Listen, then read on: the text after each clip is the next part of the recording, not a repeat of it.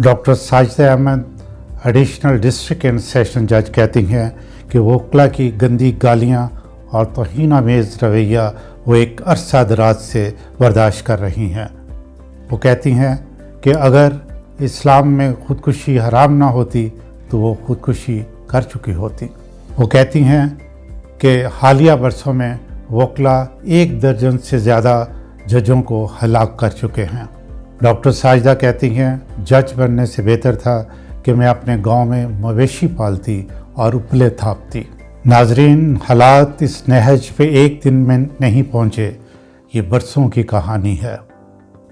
इल्ज़ाम सिर्फ वोकला पर, क्या वो माँ के पेट से दहशतगर्द पैदा हुए थे या मुआशरे में उनको ऐसा बनाया? उनसे पूछें जिनकी ये ज़िम्मेदारी थी कि हालात यहाँ तक ना पहुँचते।